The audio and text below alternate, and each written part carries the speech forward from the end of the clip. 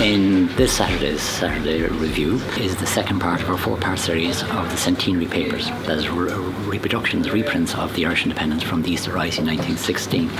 A major piece by John Maher on trial and terror, that is medical trials, why they're so important despite what happened in Rennes, France last week.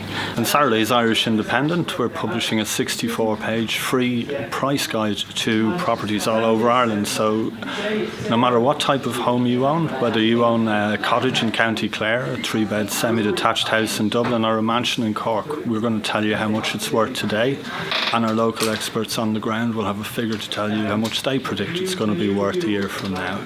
Well, following the experience of a group of students who overdosed in Cork earlier this week, Saturday's Independent investigates the growing and very disturbing demand for psychoactive designer drugs. There's loads to read in the Saturday's weekend magazine. On our cover is Gavin Lamb-Murphy, who is the Celtic Tiger poster boy.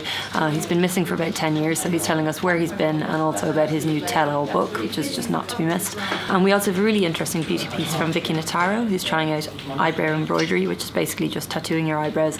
And as well as that, we have a really special weekend extra travel magazine as well. It's January, the weather is awful and the travel sales are in full swing, so we thought this would be the ideal month to do a big fat bucket list. This is kind of trips that you always dreamed about doing, the honeymoon, once in a lifetimers.